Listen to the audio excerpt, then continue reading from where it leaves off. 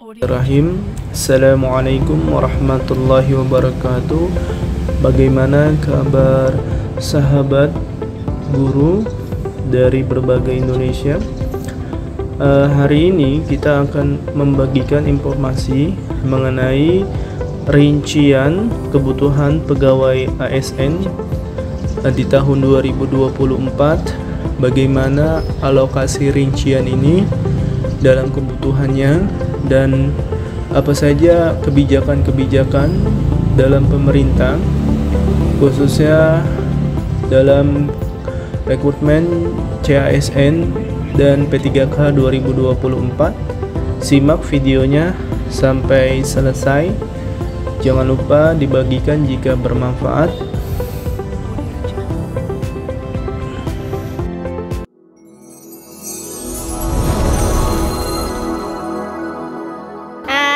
Kasian subscribe-nya kasian.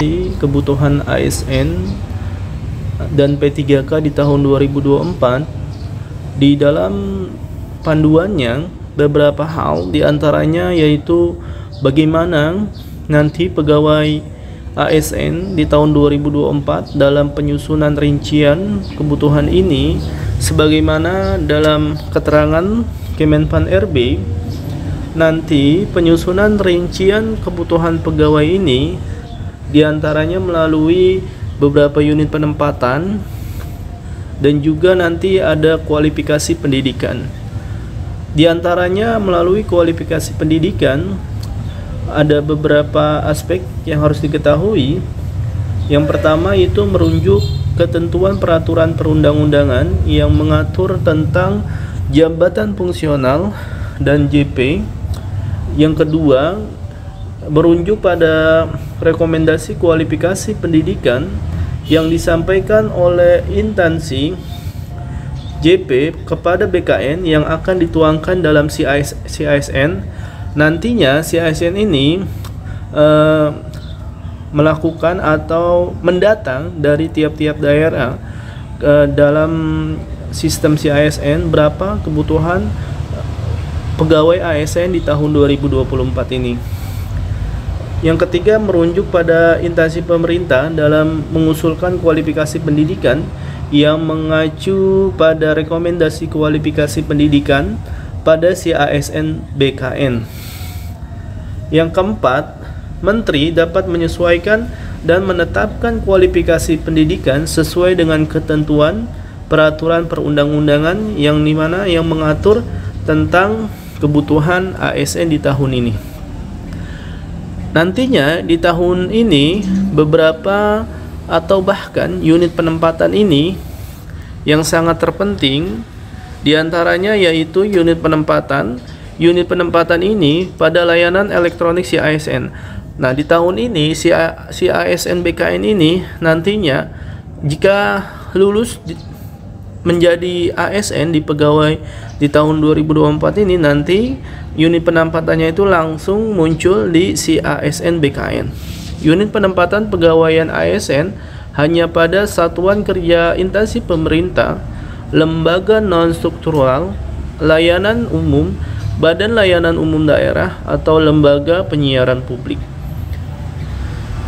Unit penempatan ASN tidak dapat ditempatkan pada badan usaha milik negara atau badan usaha milik daerah, lembaga internasional, badan hukum lain yang dibentuk oleh peraturan undang-undangan dan badan swasta. Jadi unit penempatannya ini tidak boleh atau tidak dapat ditempatkan pada satuan-satuan tersebut. Selanjutnya, sebelumnya dasar regulasi dari perencanaan kebutuhan ASN di nomor 20 tahun 2023 sebagaimana tentang peraturan sipil negara, di dalam pasal 32 sebagaimana dimaksud bahwa yang pertama, Menteri menerapkan kebijakan perencanaan kebutuhan pegawai ASN secara nasional. Nantinya secara nasional berdasarkan prioritas nasional sesuai dengan rencana pembangunan jangka menengah nasional serta dengan mempertimbangkan kemampuan keuangan negara. Berdasarkan rincian tersebut, bahwa perencanaan ini sesuai dengan pertimbangan dari kemampuan negara atau di instansi daerah. 2. Kebijakan perencanaan kebutuhan ASN sebagaimana dimaksud dalam ayat 1 ini, bahwa panduan bagi instansi pemerintah dalam menyusun kebutuhan ASN. Ketiga, instansi pemerintah menyusun rencana kebutuhan pegawai ASN sesuai dengan kebijakan perencanaan kebutuhan pegawai ASN sebagaimana dimaksud dengan ayat 1. Jadi, menteri ini nanti yang menetapkan kebijakan perencanaan kebutuhan ASN khususnya Kemenpan RB. Nah, sebagaimana selanjutnya bahwa pengadaan pegawaian ASN di tahun 2024 itu ada prioritasnya, tentunya meliputi P3K, ini khusus untuk THK2 dan pegawai non ASN yang sudah terdata pada database BKN. Selanjutnya CPNS bagi talenta-talenta baru fresh graduate yang lulusan baru. Nah, diantaranya itu yang terdiri dari jabatan fungsional, jabatan pelaksana, ya, termasuk 7 jabatan pelaksana yang dibuka untuk P3K dan 273 jabatan fungsional. Sementara itu dalam kategori jabatan ada beberapa. Yang pertama itu JF guru yang terdiri dari CPNS dan P3K untuk instansi pusat dan P3K untuk instansi daerah. Nah, di tahun ini ada CPNS untuk khusus guru dan P3K. Yang mana ini CPNS ini dikhususkan untuk pusat, sedangkan P3K ini untuk daerah yang masih membutuhkan guru-guru. Yang kedua selanjutnya kategori jabatan yaitu bidang kesehatan, ini juga termasuk banyak CPNS dan P3K untuk instansi pusat dan daerah sama. Untuk instansi pusat dan daerah ini tenaga kesehatan itu ada CPNS dan P3K. Sementara tenaga teknis, nah di tahun ini ada tenaga teknis yang jumlahnya itu cukup banyak menurut Profesor Dr.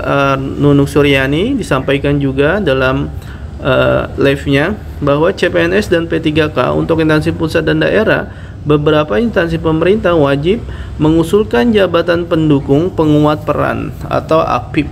Nah, di mana diharapkan nanti tenaga teknis ini juga dapat terangkat menjadi tenaga CPNS dan P3K di tahun 2024. Dan bagaimana perencanaan kebutuhan ASN per tanggal 13 Maret 2024 bahwasannya yang telah mengusulkan kebutuhan ASN diantaranya itu ada CPNS dan P3K.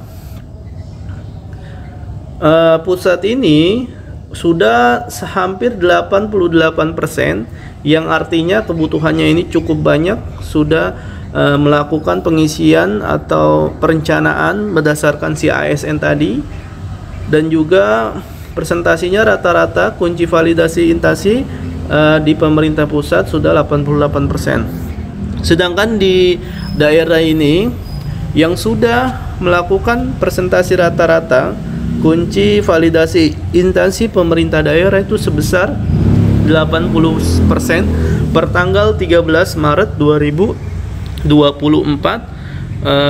perencanaan kebutuhan ASN di tahun ini. Tentunya terlepas dari ini, tata cara penyusunan kebutuhan ASN itu ada beberapa tata caranya. Yang pertama itu instansi pemerintah menyusun rincian kebutuhan ASN berdasarkan persetujuan dari prinsip Kemenpan RB, itu paling lama 15 hari kalender. Aspek kedua, BKN melakukan validasi terhadap rincian kebutuhan ASN.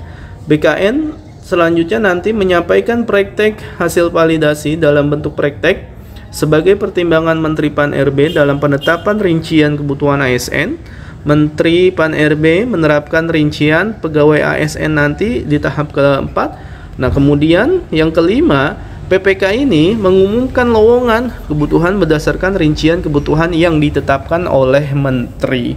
Nantinya perincian kebutuhan ASN ini dilakukan melalui elektronik si ASN BKN yang dilakukan oleh pusat dan dari daerah masing-masing.